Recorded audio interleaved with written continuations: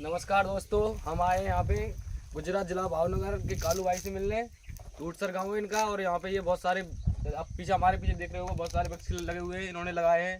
और उधर जो चिड़िया आती हैं हमारे इधर की जो पक्षी होते हैं उनको ये खाना खिलाते हैं। बहुत अच्छी वीडियो बनाते हैं दोस्तों, इनको ज़्यादा सपोर्ट करो, इनके चैनल को फॉलो करो और इनकी वीडियो को लाइक करो, दबा कमेंट ठोको और वीडियो को शेयर करो ज़्यादा से ज़्यादा, ताकि हमारे भाई और ज़्यादा आगे आगे बढ़ सके, क्योंकि ये बहुत अच्छा काम करते हैं। हम इनसे मिलने के लिए यूपी मथुरा से आए हुए हैं। हमारी पूरी टीम आई हुई है, देख सकते हो। ये हमारे सेठ है और मैं हूँ और ये मेरे दोस्त और हमारे काका और ये हमारे कालू भाई हैं। इनके लिए ज़्यादा सपोर्ट करो गाइस, ये बहुत अच्छी वीडियो बनाते हैं। बस इतना ही कहना चाहूँगा। नमस्कार।